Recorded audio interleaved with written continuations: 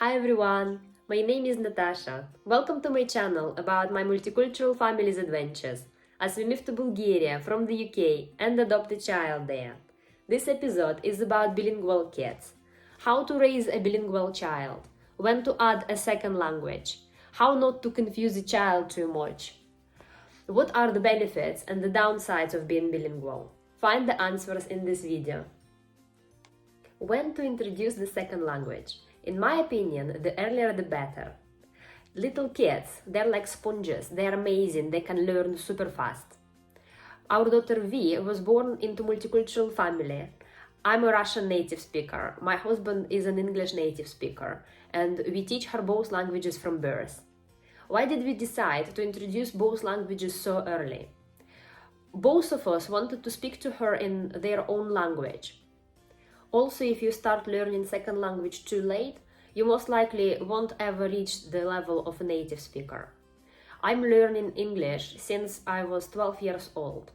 I'm now 30, I live in England, my husband is an Englishman and English native speaker, and my English is still really far from perfect.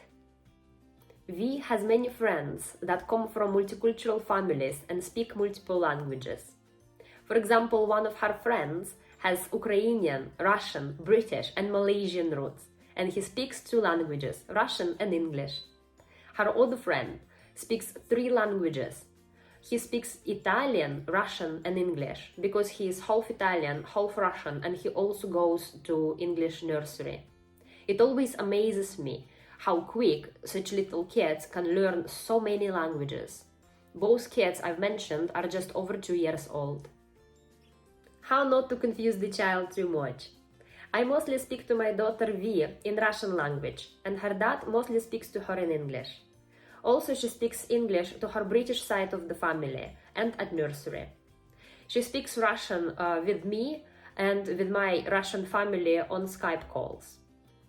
So she knows in which situation and with which people to use each language.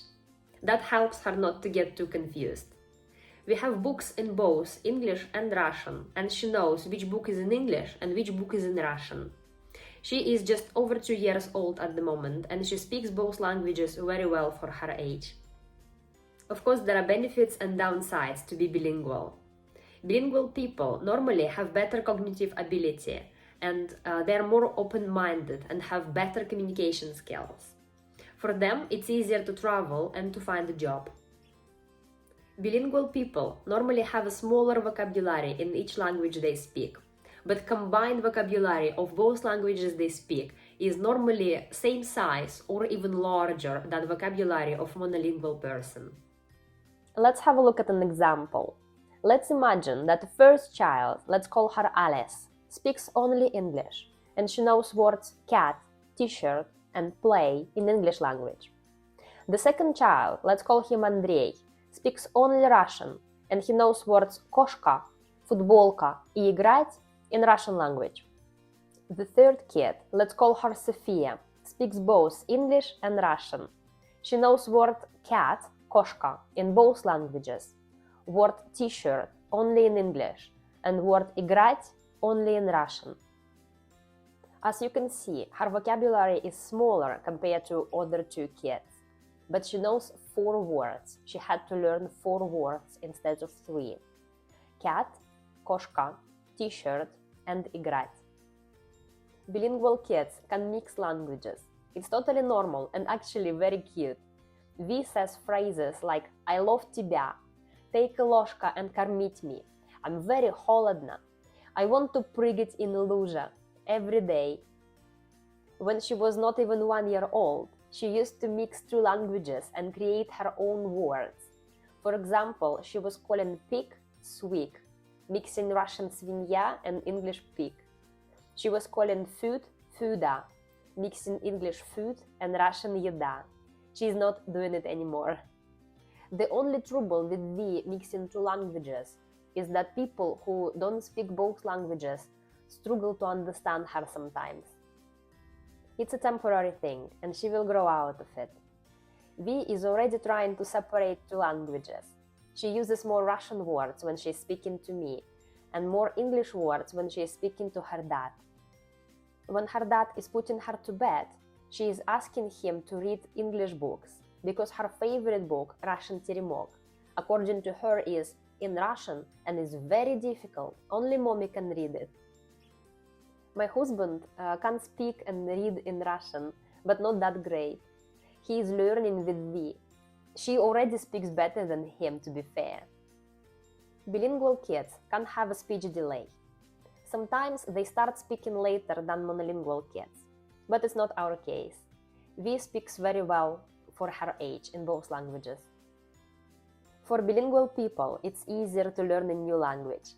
The more languages you know, the easier it is to learn a new one.